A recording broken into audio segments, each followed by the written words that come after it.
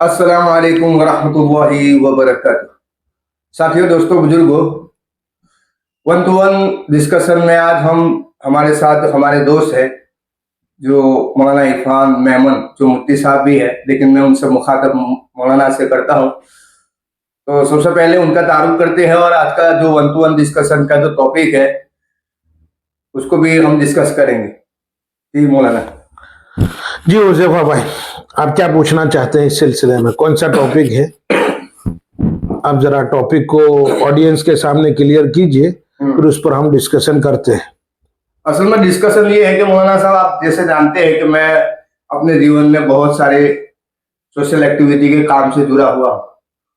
तो माशरे की बहुत सारी चीज़ों को समझने के बाद गहराई से एक चीज़ मुझे ये पता चली है कि, और ये बात हम एहसास भी करते हैं कि मर्तबा बड़े बड़े उलमाए किराम से हमने सुनी भी है कि अवाम को उलमाओं से दूर किया गया है और इसमें बहुत बड़ी साजिश है। ये कहा जाता है कि यहूदी मिशनरी इसके पीछे काम भी करते हैं और इसमें कोई दो राय नहीं है कि वो भी काम करते हैं। लेकिन एक चीज जो मुझे पता चली तो ये है कि उलमाए किराम के अंदर एक चीज जो अवाम के बीच में बोली जाती है, जिसका इस्तेमाल किया जाता है, मुखातब किया जाता है जाहिल वर्ड से। मुसलमानों के अंदर अगर कोई डॉक्टर होता है, इंजीनियर होता है, प्रोफेसर होता है, टीचर होता है या इंटेलेक्चुअल इंसान होता है, समझदार संजीद किस्म का इंसान होता है, उसको भी जाहिल से मुखातब कर देते हैं। तो ये चीज कितनी मुनासिब है?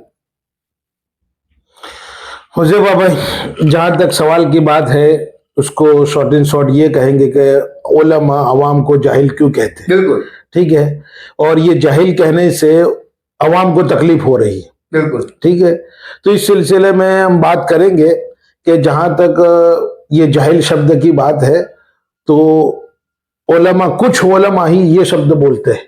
रियल हकीकत यही है, कुछ उलमा ही ये शब्द बोलते होंगे, वो भी गैर शऊरी तौर पर। यानी इंटेंशन उनका ये नहीं होता है कि अवाम को जाहिल कहा जाए, लेकिन जब उलमा के कंपैरिजन में ये आते हैं तो उस वक्त आलिम को आलिम यानी जानने वाला, और उनके मुकाबले में दीन के जानकार वो नहीं है अवाम लोग। इसलिए दीन के नॉलेज न होने की वजह से अवाम में बहुत सारे लोग इंजीनियर हैं, डॉक्टर हैं, पढ़े लिखे हैं और बहुत ज्यादा इंटेलेक्चुअल लोग हैं, लेकिन वो दीन का इल्म उस लेवल का नहीं है, उनके पास दीन के बारे में मालूमात नहीं है। इस लेवल से वो कहा जाता है उलमा कि ये उलमा है और ये जाहिल है। जाहिल का मीन्स मतलब ये है ये दीन से ना वाकिफ है। बाकी जाहिल का जो आप मतलब समझ रहे हैं ना, यानी वो इनलिटरेट बंदा हो, जाहिल बंदा हो, अनपढ़ बंदा हो। सामने वाला जब सुनता है तो उसको ये एहसास होता है कि ये मुझे, जिस तरह आप और हम जानते हैं कि मुसलमानों के अलावा बहुत सारे समुदाय हैं। एक जो ब्राह्मण व्यवस्था है उसमें चार वर्ण व्यवस्था है, जिसकी चार पहचान है, चार कैटेगरी के लोगों की। क्या ब्राह्मण ये सबसे आला मकाम का इंसान है। फिर वैसे है कि जो उनके व्यवसाय करने वाले लोग हैं उनको दूसरी कैटेगरी, और तीसरी जो उनकी रक्षा करने वाले क्षत्रिय, और चौथे नंबर का जो उनका वर्ण व्यवस्था में एक बहुत बड़ी संख्या है जिनको शूद्र कहा जाता है। और शूद्र के बारे में ज्यादा डिस्कस नहीं करते, लेकिन जो शूद्र वाली जो लैंग्वेज है जैसे ब्राह्मणी व्यवस्था में, ऐसे ही सेम हमें बू आती है इसमें से। असल में आप इसको जिस माने में समझ रहे हैं ना, अवाम को बहुत सारी मोस्ट ऑफली जो इंटेलेक्चुअल उलमा है जो खिताब करते हैं जुमा के दिन, वो जाहिल की जगह पर ये शब्द अवाम का शब्द इस्तेमाल करते हैं। हाँ, और जहां तक बात है, जहां भी मतलब ऐसी स्पीच वो देते हैं उलमा, जो उलमा रिनाउंड उलमा है, जो लोगों में एक अपना मकाम रखते हैं, वो जब भी बोलने खड़े होते हैं, स्पीच देते हैं, तो मेरे ख्याल से वो कभी भी अवाम को जाहिल का लक़ब और जाहिल का शब्द इस्तेमाल करते ही नहीं है। और जहां तक ये बात है तो वो जाहिल का शब्द भी जो इस्तेमाल करते हैं तो इसके पीछे उनका मतलब ये होता है, मीन्स ये होता है कि वो दीन से नावाकिफ है, इसलिए उनको जाहिल कहा जाता है। बाकी अवाम तो अवाम ही है, उसमें बहुत सारे इंटेलेक्चुअल है। इसमें मौलाना एक चीज ये भी मेरे ध्यान में निकल के आती है, शायद ये चीज रखना जरूरी है क्योंकि टॉपिक उसी सिलसिले में है। ये बात है कि दीन का जानकार ना होने से, मैं थोड़ा बहुत स्टडी करता हूँ, कुरान को भी तवज्जो करता हूँ क्योंकि मेरा ईमान है उस पर, तो कुरान को भी मैं थोड़ा बहुत समझ लेता हूँ और अल्लाह के रसूल की सीरत को भी पढ़ता हूँ।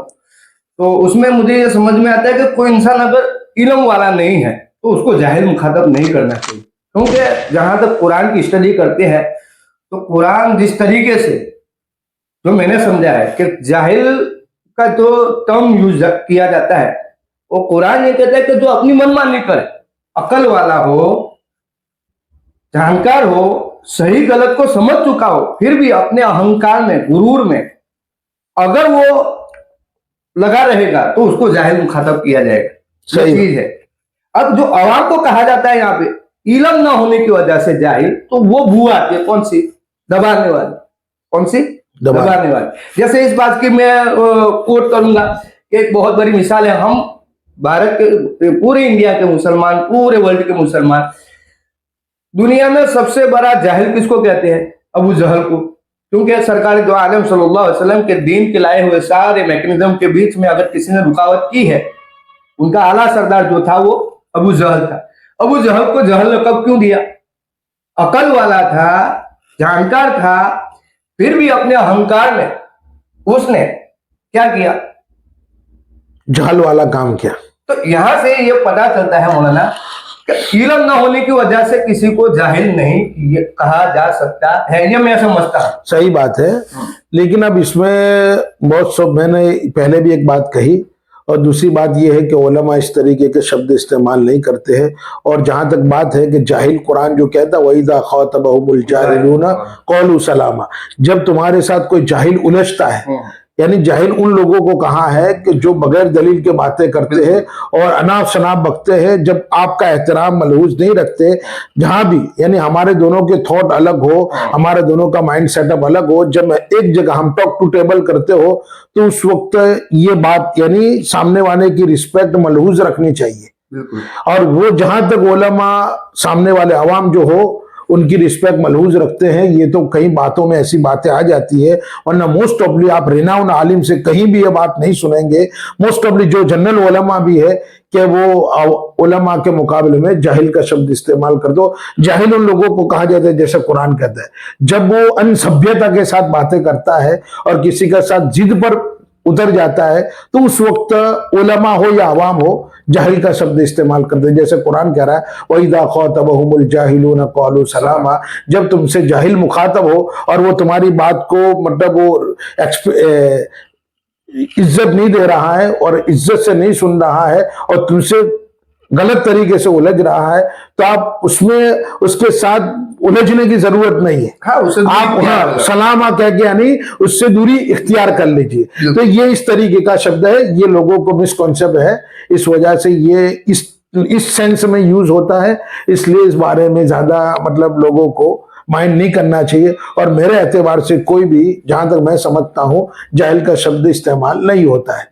इस और जाहिल का शब्द कोई आलिम इस्तेमाल करता हो तो मैं ये समझता हूं कि किसी को दीन का इल्म नहीं होने की वजह से जाहिल का शब्द इस्तेमाल नहीं करना चाहिए, क्योंकि वो अपनी जगह पर एक अपना मकाम रखते हैं, स्टेटस रखते हैं और उनके पास एक बड़ा ओहदा होता है। जो भी अपनी जगह पर है सब बड़े हैं और उनको रिस्पेक्ट के साथ, इज्जत के साथ उनको संबोधित करना चाहिए। और जाहिल का शब्द के अपमान पैदा करता है, इसलिए मैं समझता हूं अगर कोई भी करता है तो इससे परहेज करना चाहिए, जिससे हमारी गुफ्तगू में संजीदगी बाकी नहीं रहती है। इसलिए हुज़ैफा भाई की ये राय है कि उलमा जो जाहिल का शब्द इस्तेमाल करते हैं, ये कहीं भी आवाम को जब भी मुखातब करना हो तो जाहिल का शब्द आई थिंक इस्तेमाल नहीं करना चाहिए, और ये सरासर सामने वाले की इंसल्ट है। इसलिए अल्लाह ताला अमल की तौफीक नसीब फरमाए हुज़ैफा भाई। बिल्कुल, माशाअल्लाह, आपकी बात, जो आपने दिल की बात कही है, बिल्कुल हमारा मकसद यही है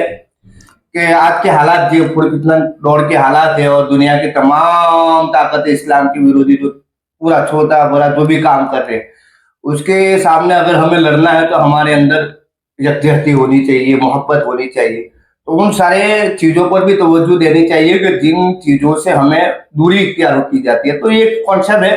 तो हमारा मकसद यही था कि हम इस तरीके के टॉपिक के ऊपर आपकी भी राय जानना चाहेंगे कि हमने जो ये पूरा डिस्कस किया है तो उसमें आपका सजेशन क्या है, आप क्या कहना चाहते हैं। इंशाल्लाह इसी तरीके से बहुत सारे हमारे जो माशरे में अलग अलग लोग हैं, अलग अलग सोच के लोग हैं, अलग अलग एक्टिविटी करने वाले लोग हैं, उनको हम हमारे इस चैनल के ऊपर लाएंगे और जितना हो सके आवाम के बीच में उन सारी बातों का डिस्कशन लाने की कोशिश करेंगे, जिनके ऊपर हमें तवज्जो करने की जरूरत है। जज़ाकुमुल्लाहु खैर। अल्लाह हाफ़िज़। अस्सलामु अलैकुम व रहमतुल्लाहि व बरकातहू।